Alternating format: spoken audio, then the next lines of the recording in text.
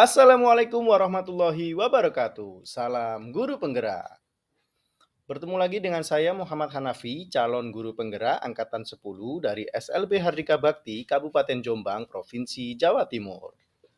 Pada kesempatan kali ini saya akan memaparkan koneksi antar materi dari modul 1.4 poin 14a poin 8 tentang budaya positif. Pertama, kesimpulan peran saya dalam menciptakan budaya positif di sekolah. Sebelum itu, seorang guru yang baik harus memiliki kemampuan yang mewujudkan budaya positif di sekolah. Budaya positif tersebut dapat dijalankan dengan menerapkan konsep-konsep inti di antaranya. Satu, memahami motivasi perilaku manusia berkaitan hukuman dan penghargaan. Kedua, keyakinan sekolah atau kelas. Ketiga, disiplin positif. Keempat, memahami posisi kontrol. Dan kelima, penerapan segitiga restitusi. Yang pertama ada disiplin positif. Disiplin positif adalah cara atau penerapan yang mengajarkan murid tentang bertanggung jawab dan menumbuhkan kesadaran diri berdasarkan nilai kebajikan. Disiplin positif mengarah kepada disiplin diri yang dapat mengontrol diri sendiri dalam melakukan segala tindakan. Disiplin diri dapat membantu murid memahami dan menyadari berdasarkan motivasi intrinsik atau motivasi internal dalam diri mereka, bukan akibat dari sebuah paksaan ataupun pujian ataupun hukuman. Berikutnya, memahami motivasi perilaku manusia berkaitan hukuman dan penghargaan. 3 motivasi perilaku manusia. Yang pertama, untuk menghindari ketidaknyamanan atau hukuman. Kedua, untuk mendapatkan imbalan atau penghargaan dari orang lain. Ketiga, untuk menjadi orang yang merasa, untuk menjadi orang yang mereka inginkan, dan menghargai diri sendiri dengan nilai-nilai yang mereka percayai. Berikutnya ada posisi kontrol. Dalam posisi kontrol terdapat 5 posisi kontrol. Yang pertama, guru sebagai penghakim adalah guru yang berperan sebagai penghukum dengan memberikan konsekuensi langsung atas pelanggaran atau perbuatan seseorang. Kedua, guru sebagai pembuat bersalah. Di sini guru membantu murid merenung dan merasa bertanggung jawab atas kesalahan mereka. Yang ketiga, guru sebagai teman. Guru berperan sebagai teman yang mendengarkan dan memahami murid. Kemudian, guru sebagai pemantau. Guru memantau perilaku murid secara cermat. Ini membantu mengidentifikasi perubahan dan memberikan umpan balik yang sesuai. Dan yang terakhir ada guru sebagai manajer. Guru berperan sebagai manajer yang membimbing murid dan atasi permasalahan mereka berkaitan dengan tugas. Ini memperkuat pendekatan pemulihan dan pembelajaran. Kemudian ada restitusi kontrol. Di antara kelima posisi kontrol yang disebutkan di atas, sebaiknya seorang guru menempatkan diri pada posisi kontrol sebagai manajer. Dengan berperan sebagai manajer, guru dapat menumbuhkan kepemimpinan murid serta mendukung murid agar bertanggung jawab dan dapat menemukan solusi. Posisi kontrol restitusi. Selain itu, posisi manajer mengacu pada restitusi yang dapat menjadikan murid sebagai manajer bagi dirinya sendiri sehingga dapat tercipta identitas positif pada diri murid. Keyakinan sekolah atau kelas. Guru berperan dalam mewujudkan keyakinan sekolah atau kelas dengan adanya kesepakatan antara guru dan murid yang dibentuk melalui musyawarah. Keyakinan sekolah atau kelas berupa pernyataan yang universal dan mudah diingat sehingga mudah diterapkan dan dipahami bersama. dan diamalkan setiap hari di lingkungan sekolah. Kemudian ada segitiga restitusi. Yang pertama, menstabilkan identitas. Kedua, validasi atas tindakan yang salah. Dan yang ketiga, menanyakan keyakinan yang dimiliki. Tahapan restitusi tentu saja dalam menstabilkan identitas dilakukan berdasarkan prinsip bahwa membuat kesalahan adalah bagian dari proses pembelajaran, dalam arti wajar, yang nantinya akan menggeser identitas kegagalan ke arah identitas sukses. Kedua, tahapan validasi tindakan yang salah dilakukan berdasarkan prinsip bahwa setiap perilaku berupaya memenuhi suatu kebutuhan tertentu, sehingga guru atau orang tua akan bergeser dari pemikiran stimulus respons menjadi proaktif, serta akan lebih mengenali dan mengakui kebutuhan murid atau anak. Dan yang terakhir, menanyakan keyakinan dilakukan dengan memberi pertanyaan yang bermakna kepada murid untuk memunculkan motivasi intrinsik atau motivasi dalam diri mereka, sehingga mampu mengaitkan keyakinan dan tindakan yang salah. Lalu, apa koneksi antar materi dengan materi sebelumnya? Kita review kembali pada modul 1.1 ada filosofi Ki Hajar Dewantara, pada modul 1.2 ada peran dan nilai guru penggerak, dan pada modul 1.3 ada visi guru penggerak, dan yang terakhir modul 1.4 adalah budaya positif. Adapun koneksi materi budaya positif dengan materi sebelumnya yaitu yang pertama, budaya positif dan filosofi Ki Hajar Dewantara. Dengan menjalankan budaya positif di sekolah, maka akan mempermudah dalam tercapainya tujuan pendidikan nasional sesuai dengan filosofi Ki Hajar Dewantara, yaitu pendidikan yang berpihak pada murid dan bersifat menuntun, diibaratkan sebagai seorang petani dan tukang kebun. Kemudian, budaya positif dan nilai dan peran guru penggerak. Budaya positif juga dapat diwujudkan jika seorang guru memiliki 5 nilai guru penggerak, diantaranya berpihak pada murid, mandiri, reflektif, kolaboratif, dan inovatif.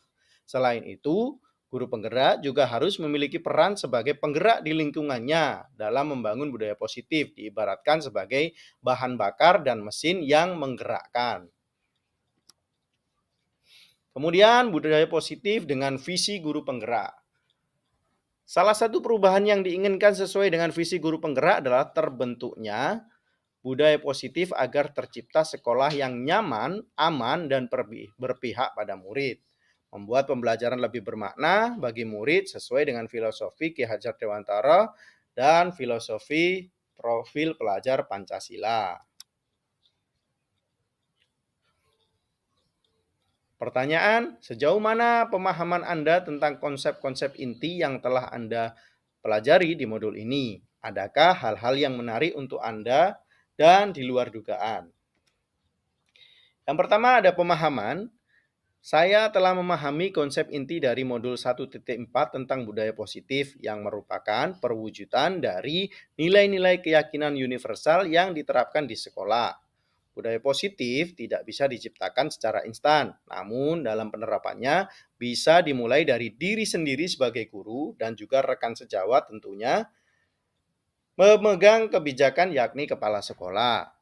Setelah memahami konsep budaya positif ini, saya akan mengimplikasikan dan dalam lingkungan sekolah saya serta mengimbaskan kepada guru-guru rekan sejawat dan di kelas saya. Hal yang menarik yang saya pelajari adalah hal yang menarik bagi saya di luar dugaan yang saya pelajari dan alami adalah efek dari budaya positif ini dapat meningkatkan kesehatan mental, emosional, dan perubahan sikap pada murid serta lingkungan belajar yang lebih nyaman, serta meningkatkan integritas guru dan murid. Pertanyaan pemantik berikutnya adalah perubahan apa yang terjadi pada cara berpikir Anda dalam menciptakan budaya positif di kelas maupun di sekolah setelah Anda mempelajari modul ini. Perubahan pada diri saya, selama saya menempatkan diri sebagai selama ini saya menempatkan diri sebagai seorang penghukum, membuat merasa bersalah, dan sebagai teman. Karena saya merasa mengajar di sekolah luar biasa atau SLB perlu memberikan pemahaman bahwa hal ini salah, hal ini baik, dan hal itu baik. Dan itu hanya bisa lebih efektif dengan memberikan hukuman atau membuat mereka merasa bersalah. Namun, setelah saya mempelajari modul ini, saya memahami bahwa hal tersebut ternyata berdampak negatif pada murid. Dan sekarang saya mulai berhenti melakukan hal tersebut dan berupaya untuk selalu menempatkan diri sebagai posisi pemantau atau sebagai manajer tergantung pada situasi dan kondisi yang dibutuhkan. Pertanyaan pemantik berikutnya, pengalaman seperti apa yang pernah Anda alami terkait penerapan konsep-konsep inti dalam modul budaya positif baik di lingkup kelas maupun di sekolah? Adapun pengalaman saya adalah menangani siswa yang bertengkar pada saat jam istirahat dikarenakan merebutkan makanan yang saya lakukan menggunakan langkah-langkah segitiga restitusi dengan menstabilkan identitas, kemudian memvalidasi tindakan yang salah, dan menanyakan keyakinan setelah itu memberikan solusi agar berbagi makanan secara baik dan juga saling berbagi karena kita adalah teman, harus saling menyayangi dan harus saling mengasihi. Pertanyaan pemantik berikutnya, bagaimanakah perasaan Anda ketika mengalami hal-hal tersebut? Tentu saja perasaan saya merasa sangat senang bahwa apa yang baru saja saya pelajari ternyata dapat langsung diimplementasikan dan saya merasa dengan mengimplementasikan segitiga restitusi ini, murid jadi lebih memahami dan belajar dari kesalahan yang telah diperbuat serta memberikan kesempatan mereka untuk terus belajar bagaimana saling menghargai, saling menyayangi, dan saling mengasihi antar sesama teman. Pertanyaan pemantik berikutnya, menurut Anda terkait pengalaman dalam penerapan konsep-konsep tersebut, hal apa yang baik dan hal apa yang perlu diperbaiki? Tentu saja sebagai guru saya tidaklah sempurna. Hal yang sudah baik dan yang harus diperbaiki diantaranya adalah hal yang sudah baik menurut saya adalah munculnya rasa saling mengasihi dan berbagai pada diri siswa dan juga tentu saling menghargai atas kepemilikan barang setelah mendapatkan pendampingan menggunakan segitiga restitusi yang saya lakukan. Dan yang harus diperbaiki adalah saya seharusnya menempatkan diri sebagai posisi manajer. Namun saya merasa masih menempatkan diri sebagai seorang pemantau. Seharusnya saya bisa menempatkan diri sebagai manajer. Kemudian pertanyaan pemantik berikutnya, sebelum mempelajari modul ini, ketika berinteraksi dengan murid berdasarkan 5 posisi kontrol, posisi manakah yang paling sering Anda pakai dan bagaimana perasaan Anda saat itu? Setelah mempelajari modul ini, posisi apa yang Anda pakai dan bagaimana perasaan Anda? Sekarang, apa perbedaannya? Posisi dan perasaan saya. Sebelumnya, posisi kontrol yang saya ambil sebagai seorang penghukum, membuat merasa bersalah dan juga sebagai teman. Hal ini saya lakukan berdasarkan masalah yang ada dan juga saya mengajar di sekolah luar biasa atau sekolah khusus untuk anak berkebutuhan khusus atau SLB. Sehingga saya merasa memberikan rasa jerah dan memberikan pemahaman hal ini salah melalui hukuman adalah hal yang paling efektif. Namun, setelah saya mempelajari modul budaya positif, saya memahami bahwa hal yang saya lakukan selama ini adalah hal yang salah dan hanya memberikan dampak negatif bagi murid saya, sehingga saya merasa bersalah sampai hari ini. Terlebih, mereka adalah siswa yang berkebutuhan khusus. Hal ini memunculkan sebuah ketakutan yang serius kepada saya. Kemudian, setelah saya mempelajari modul ini, saya mulai mencoba untuk menempatkan diri sebagai seorang manajer, walaupun terkadang masih dalam posisi pemantau dan sebagai teman. Berdasarkan kondisi dan situasi yang ada, saya merasa sangat senang. Dan saya mulai menyadari pentingnya komunikasi efektif untuk menumbuhkan olah rasa pada murid. Pertanyaan pemantik berikutnya. Sebelum mempelajari modul ini, pernahkah Anda menerapkan segitiga restitusi ketika menghadapi permasalahan murid Anda? Jika iya, tahapan mana yang Anda praktekkan dan bagaimana Anda mempraktekannya?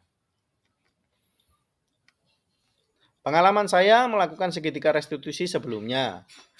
Tanpa disadari, saya pernah melakukan segitiga restitusi, namun hanya pada 2 tahap, yakni tahapan menstabilkan identitas dengan memberikan pernyataan bahwa tidak apa-apa, semua orang bisa salah karena semua masih dalam proses belajar. Kemudian, tahapan berikutnya adalah menanyakan keyakinan apakah kamu memahami bahwa apa yang kamu lakukan ini salah. Apa benar menurutmu? Ya, sudah, yang penting jangan diulangi lagi.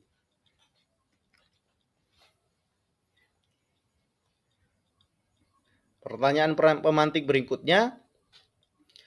Selain konsep-konsep yang disampaikan dalam modul ini, adakah hal-hal yang lain menurut Anda pentingnya untuk dipelajari dalam proses menciptakan budaya positif, baik di lingkungan kelas maupun di sekolah? Hal-hal yang menurut saya penting dipelajari adalah dalam proses menciptakan budaya positif adalah melakukan kolaborasi antara 3 pilar pendidikan, yakni sekolah, orang tua, dan masyarakat sekitar, sehingga penerapan budaya positif tidak hanya dilakukan di kelas atau di sekolah saja, melainkan dapat dilakukan di rumah, dilakukan di lingkungan sekitar, sehingga tercipta keharmonisan dan lingkungan yang baik, lingkungan yang nyaman, lingkungan yang aman bagi siswa atau murid untuk belajar, berproses, dan mengasah potensi dalam dirinya. Maka penting menurut saya untuk melakukan sinergi 3 pilar pendidikan dalam proses penerapan budaya positif. Kemudian kita melanjut ke rancangan modul aksi nyata 1.4 yang akan saya lakukan nantinya.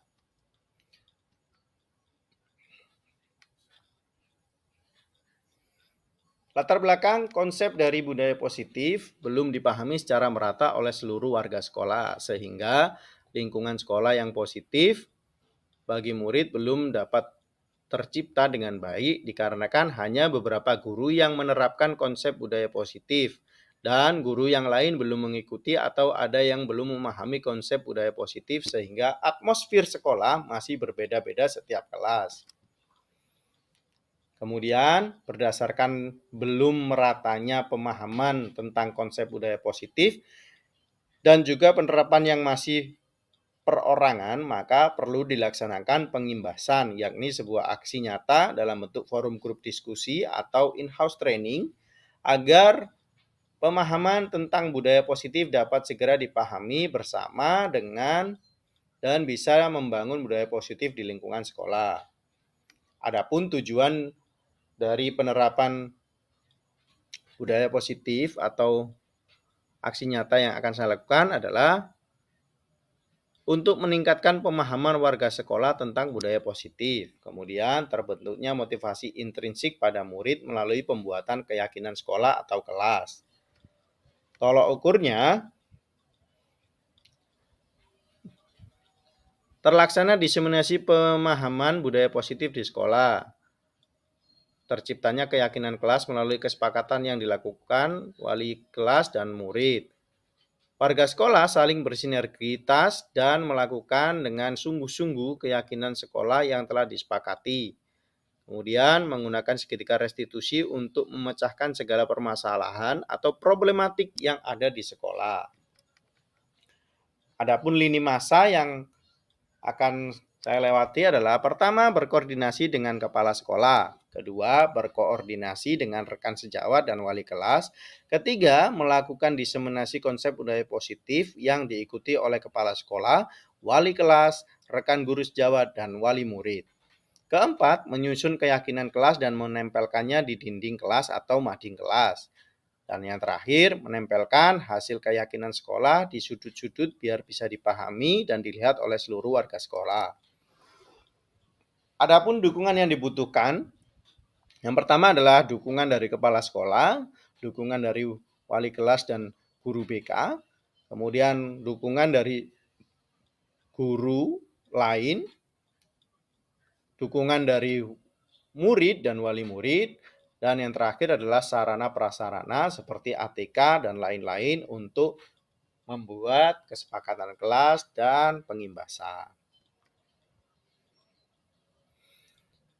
Semoga bermanfaat. Terima kasih. Wassalamualaikum warahmatullahi wabarakatuh. Salam guru penggerak.